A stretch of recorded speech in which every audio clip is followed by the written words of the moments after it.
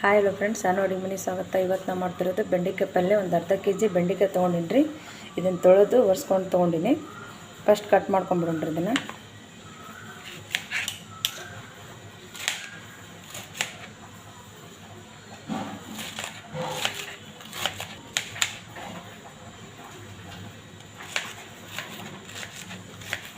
ಎಲ್ಲ ಬೆಂಡೆಕಾಯನ್ನು ಕಟ್ ಮಾಡಿ ತೊಗೊಂಬಿಡೋಣ್ರಿ.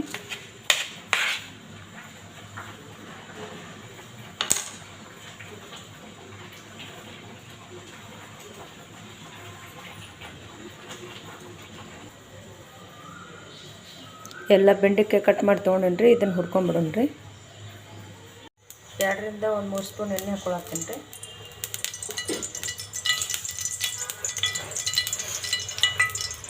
ಸಾಸಿವೆ ಒಂದು ಅರ್ಧ ಸ್ಪೂನು, ಜೀರಿಗೆ ಒಂದು ಅರ್ಧ ಸ್ಪೂನ್ ಹಾಕೊಳತ್ತೀನಿ.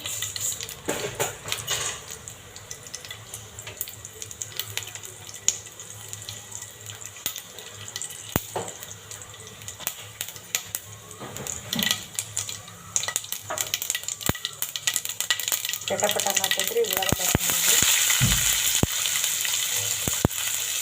ಸ್ವಲ್ಪ ಕರಿಬೇವು ಹಾಕ್ತೀನಿ.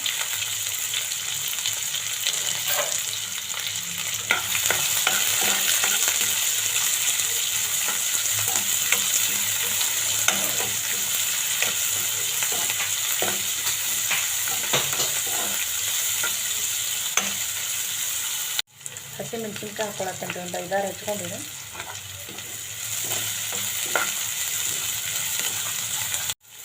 ಸ್ವಲ್ಪ ಅರಿಶಿನ ಪುಡಿ ಹಾಕೊಳತ್ತೀನಿ ರೀ. ಒಂದು ಅರ್ಧ ಸ್ಪೂನು.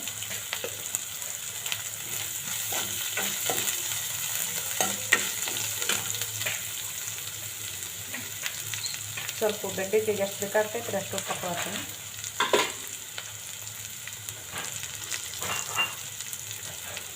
ಒಂದು ಸಣ್ಣ ಟೊಮೆಟೊ ಹಚ್ಕೊಂಡಿನಿ ರೀ.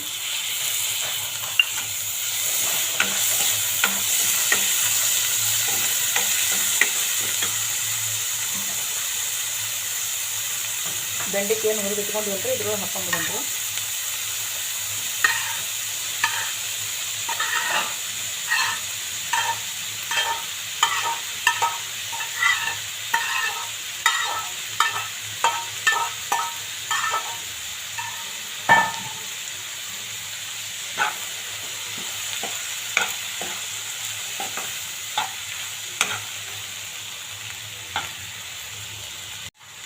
ಒಂದು ಅರ್ಧ ಸ್ಪೂನ್ ಗರಂ ಮಸಾಲ ಹಾಕೊಳತ್ತೀನಿ ರೀ.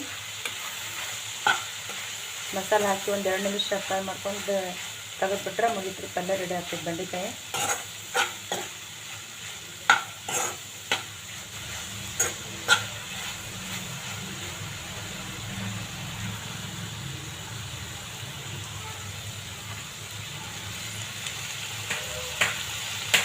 ರೆಡಿ ಆಗೈತೆ ರೀ, ತೆಗೆದುಬಿಡೋಣ.